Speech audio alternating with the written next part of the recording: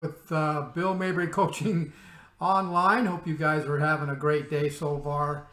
Today, guys, I got another exciting topic, and you've heard me talk about time-restricted eating in the past, but I'm telling you guys, this is something that is going to take over the industry as far as weight loss or how to lose body fat or belly fat naturally, how to reverse type 2 diabetes, and also how to reverse insulin resistance along with fatty liver disease. And the reason why I'm so excited about this is because I got about 4 or 5 new clinical case studies showing the benefits of early restricted eating. And so this topic is about 16-8 fasting versus early restricted eating. Now, before I get into this, and I got my timer on, so before I get into this, I got to let you know that I've been using the 16-8 fasting protocol for my type 2 diabetic clients and for my weight loss clients for years. There's nothing wrong with it. It works great. Understand that. It will always work great. And the reason for that is because you're not eating breakfast, so in the evening or while you're asleep, you're burning your own stored body fat, and you're not having your first meal until around 10 o'clock in the morning, so you've skipped breakfast. So it gives your body a chance to actually burn its own stored body fat. And it's been working great. And matter of fact, I expect all my clients to use a 16-8 as their base fasting protocol 3 to 4 days a week. But what this new science, 2022 new science case study is showing that by changing every, say, once or twice a week, by changing your fasting times, and instead of eating or your first meal at 10, then do an early restricted eating is what they call, what science is calling it, is that when you wake up in the morning, say 6, 7, or 8, you have your first meal, and then you can have another meal at 10. But your last meal must be around 2:30 or 3 o'clock. After that, there's no snacking, no eating, and all you're doing is you're drinking good source of water, which we use hydrogen-rich water, a couple tablespoons of apple cider vinegar in your water before bedtime, and a teaspoon of sea salt to make sure you're getting your electrolytes.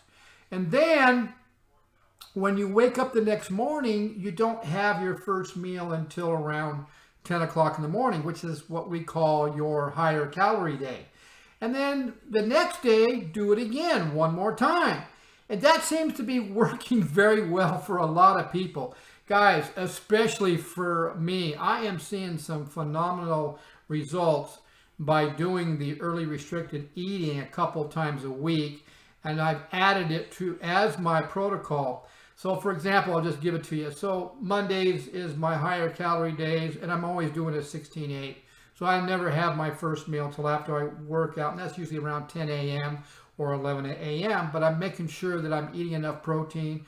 I'll have 3 main source of meals that day as well. Sometimes I'll snack, but my last meal on Monday is always going to be at 6. And I don't snack at night, but I do drink a lot of hydrogen-rich water and my black coffee, and I have my apple cider vinegar before I go to bed.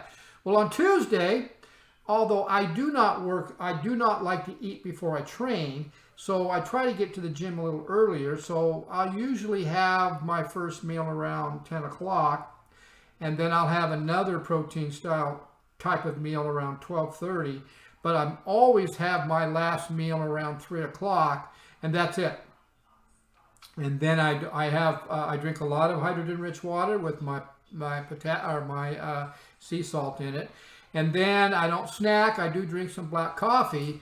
But the next morning is my next higher calorie day. And like I said, I never eat before I train because, as you know, being a baby boomer, I want to elevate my growth hormones and my muscle building hormones peak at, make sure they're at their peak when I'm training.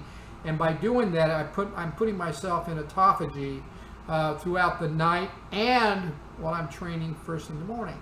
And so what I want to do real quick, I don't have much time, but I want to go to my, instead of me reading you the case studies, I'm going to go right to them and let you see them yourself. The topic, of course, like I said, is 16-8 alternative day fasting versus early restricted eating. Now, these studies, I've got 3 or 4 of them here. These clinical studies used human participants. One of the studies, and I'm going to scroll down here, this one here, see where it says randomized controlled trial for time-restricted eating in healthy volunteers without obesity. So what they did was they took regular people that weren't overweight, didn't have type 2 diabetes, or they didn't have any medical issues, and they put them in 3 groups. They put them in a 16-8 fasting group, they put them in the early restriction eating group, and then they put them in a standard American diet group where, you know, what that means is you're eating 4 or 5 or 6 meals a day. And so the outcome was the ones that were on the early restrictive eating lost more belly fat and body fat and lowered their glucose levels more so than the 16-8 group, and of course didn't even compare to the standard American diet group. The other study I have here is pretty cool. Is one of the studies looked at 5 different studies showing 3 groups. So I just explained to you the groups. First group was a 16-8 intermittent fasting group. Second group was a restricted eating group, the window starting, and so the group that was doing the restrictive eating, their first meal was around 6 or 7 a.m. and having the last meal at 3 p.m. and no snacking after 3 p.m. Lots of a good source of water with which they drank, which, you know, we recommend hydrogen-rich water, and black coffee, of course. The third group was your standard American diet, and I already explained to you what that group. That was 5, 6, 7 meals a day. And so what they all had in common, what all these studies had in common, was that every single one of them got the same results, that the early restricted eating groups lost more weight, reduced inflammation, reduced their glucose levels, and reduced insulin resistance. And this by far is going to actually help anybody that you know that has type 2 diabetes. And let me just scroll down. So here they are here. If you go to my YouTube channel at Bill Mabry Coaching, you will see these tests. So here's one here, 2022 random controlled trial for time restricted eating and healthy. 2022, the effect of early time restricted feeding and glycemic profile in adults.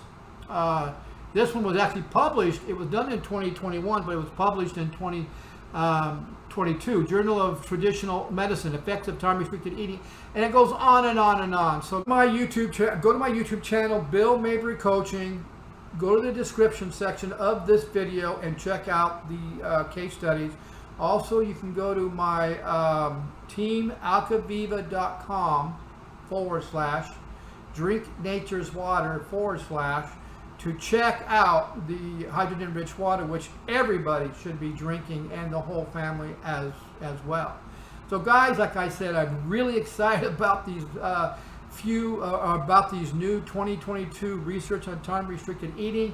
It's something I really like a whole lot because I'm sleeping better at night. I don't feel full. Now, my time's up, guys, so you guys have a great day. We'll see you at the next video. Bye.